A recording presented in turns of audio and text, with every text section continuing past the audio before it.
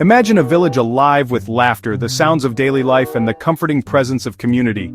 Picture people working side by side, their hands busy with the tasks that sustain them, and the air thick with the inviting smell of cooking fires, promising warmth and nourishment, the scent of hearth and home, a beacon in the vast wilderness. Then imagine it suddenly, inexplicably empty.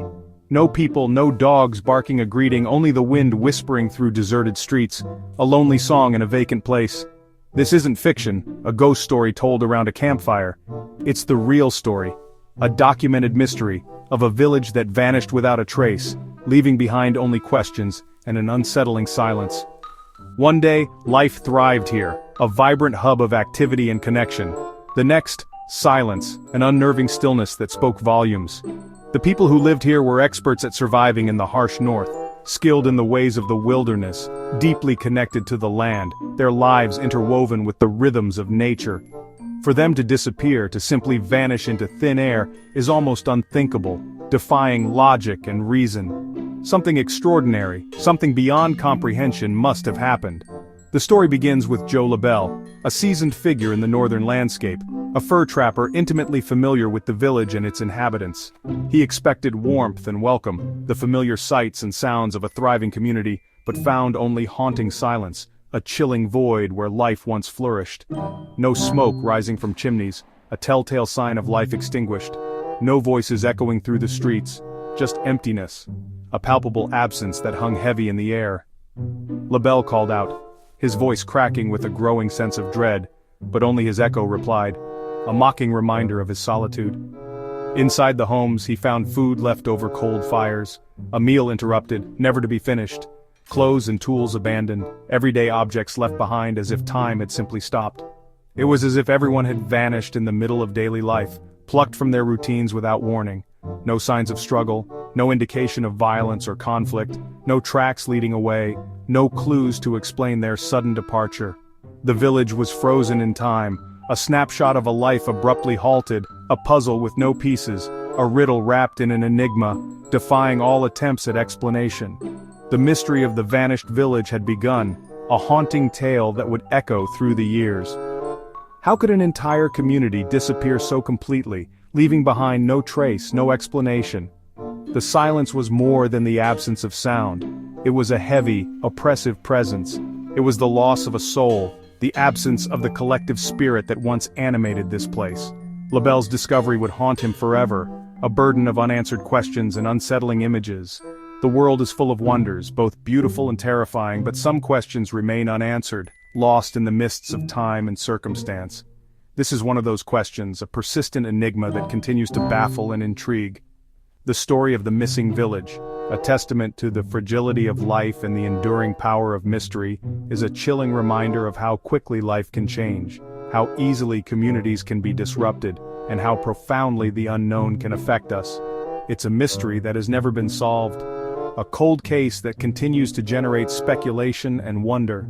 The vanished village remains a haunting reminder of the impermanence of existence, one of the strangest tales from the northern wilderness, a land steeped in folklore and unexplained phenomena. What happened here? What series of events led to this complete and utter abandonment? No one knows, and perhaps no one ever will. The only certainty is the silence that followed, a silence that speaks volumes about the unknown. And so, the legend was born, a chilling tale whispered around campfires, a timeless enigma that continues to captivate and disturb. The mystery unfolded, a chilling tale etched in the stark landscape. It began in the remote and unforgiving far north of Canada, a place where secrets are easily swallowed by the vastness. Specifically, near the enigmatic Anjikuni Lake in Nunavut, a location steeped in indigenous history and whispered legends.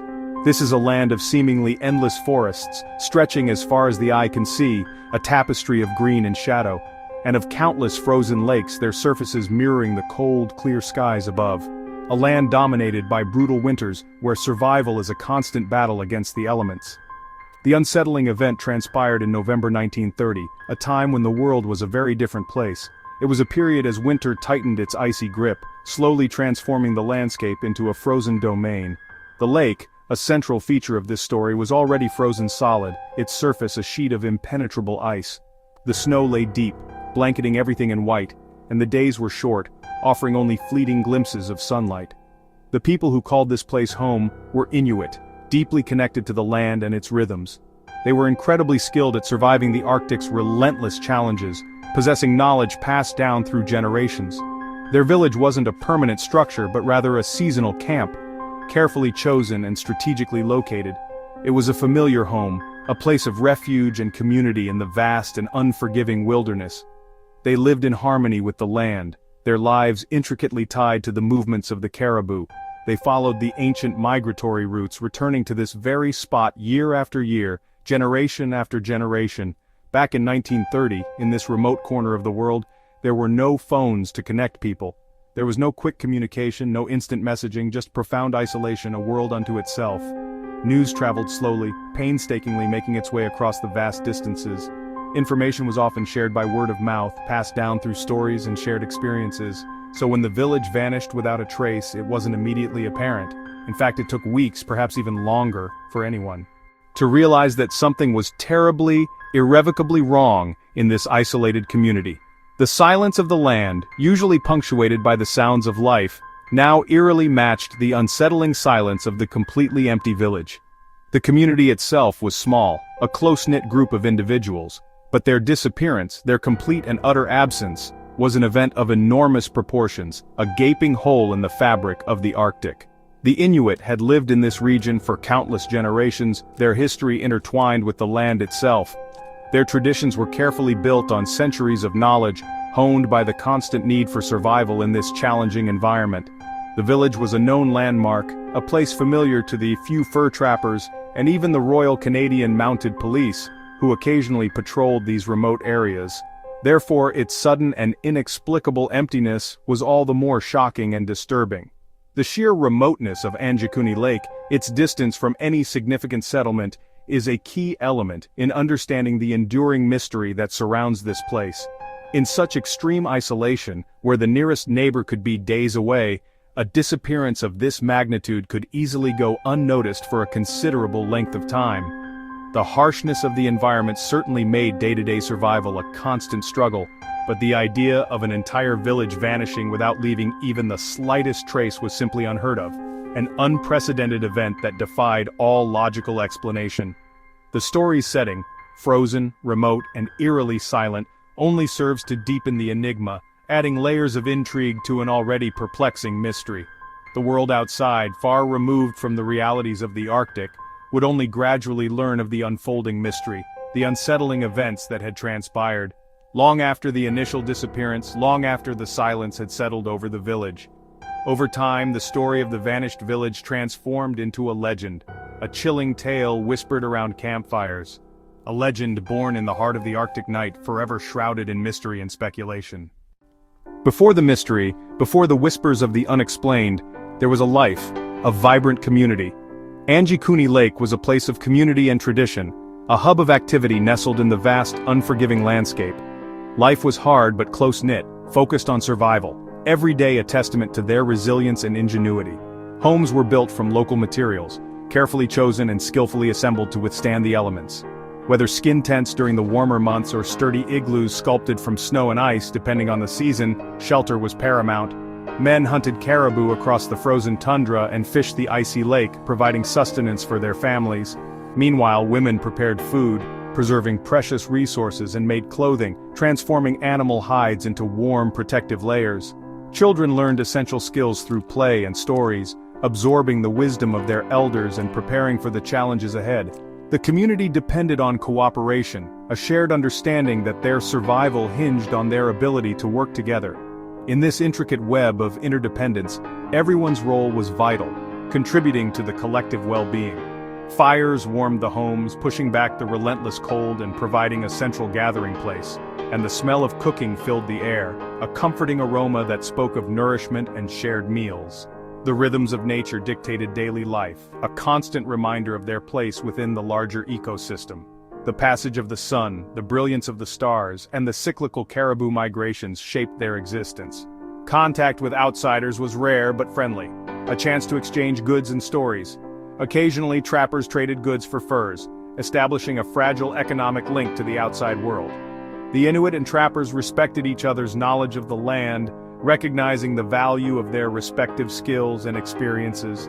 The village was peaceful, with no history of violence, a testament to their harmonious way of life. It was a welcoming place, known for its hospitality, where strangers were greeted with warmth and generosity. The sudden silence found by Joe LaBelle was shocking, an inexplicable void where life had once thrived. The village had been full of life, a vibrant tapestry of human activity and connection, now replaced by emptiness, a stark and unsettling contrast that defied explanation. The transformation from bustling community, a place of laughter and shared purpose, to ghostly quiet was abrupt, leaving behind a chilling sense of mystery. The people's deep connection to the land, their spiritual bond with the Arctic wilderness, made their disappearance even more mysterious, a perplexing enigma that continues to haunt the imagination. The village was not just a place, a collection of dwellings and structures. It was a way of life, a complex and interconnected system of traditions, beliefs, and practices. Its loss was more than physical, more than just the abandonment of a settlement. It was the loss of a living culture, a vibrant heritage extinguished in an instant. The memory of that life lingers in the silence left behind, a haunting reminder of what was lost. Anjikuni Lake became a symbol of a vanished world, a place where the echoes of the past whisper on the wind. When logic fails, imagination takes over. Some say aliens took the villagers, pointing to reports of strange lights in the sky. Others invoke Inuit legends, powerful spirits like Torngarsuk, angered by a broken taboo. There are whispers of curses, dark magic, or a shaman's revenge. These supernatural theories grow with each retelling, fueled by fear of the unknown. No evidence supports alien spirits or curses, but the lack of answers invites wild ideas. The empty homes and abandoned food feel otherworldly. For some, the truth lies beyond Earth, in the realm of spirits or the stars. The supernatural turns the mystery into a chilling ghost story. In the absence of facts, legends flourish. After Joe LaBelle's discovery, he alerted the Royal Canadian Mounted Police. The RCMP launched an investigation, sending officers to the silent village. They found everything as LaBelle described: homes abandoned, rifles left behind, kayaks on the shore. The villagers' most vital tools were untouched, suggesting a hasty or unwilling departure. The police searched for tracks in the snow but found none. No sign of where the villagers went, no evidence of a struggle. It was as if the people had vanished into thin air. The official investigation produced no answers. Some say the RCMP report was lost or hidden, adding to the legend. Without a clear conclusion, rumors and speculation grew. The search ended as it began, in silence. The mystery deepened, with no resolution. The vanished village became a story passed from one generation to the next. The official search left only questions behind. Inuit elders offer their own explanations rooted in legend. Some speak of thin places where the spirit world and ours meet. Perhaps the villagers crossed over. Others tell of the Ijarak, shapeshifters who lead people away, never to return. These stories keep the memory of the lost alive, blending myth and history. The mystery is deepened by unsettling details. Sled dogs were found starved despite food nearby. Why were they abandoned? Some say graves were opened and bodies removed, violating sacred traditions. Pots of food were left over cold fires as if people vanished mid-meal. Kayaks, essential for survival, were left behind, one reportedly damaged. No tracks, no signs of struggle, no logical pattern. Each clue raises more questions than answers. The details don't fit any single theory. The village seemed frozen in time, life interrupted. The strangeness of these clues fuels the legend. The more we learn, the less we understand. The puzzle remains unsolved. The silence of Anjikuni Lake is filled with unanswered questions. Some seek logical answers: migration, disease, or human conflict. Perhaps the villagers left to follow caribou, but why abandon vital supplies? A sudden disease could explain a rapid disappearance, but no bodies were found. Theories of attack or violence fall short, no signs of struggle or theft. Maybe the story grew in the telling, details exaggerated over time. The real event could have been simpler, a small group leaving a tale that grew into legend. The lack of evidence leaves room for speculation. The truth may be lost to history, buried under snow and rumor. The mystery endures because the facts are so few. Earthly explanations are as elusive as supernatural ones. The story is shaped by what's missing, not what's found. The legend of Anjikuni is a testament to the power of the unknown. Sometimes the greatest mysteries are those we can never solve. Nearly a century later, the Anjikuni mystery still haunts us. Was it aliens, spirits, a curse, or a tragic migration? No one knows. The lack of records blurs the line between fact and legend. The story's power lies in its emptiness. Missing people, missing answers. The silent village reflects our fascination with the unexplained. Even today, some places remain marked by mystery. The fate of Anjikuni's people is a secret kept by the Arctic winds. Their story endures, a haunting question in the frozen north.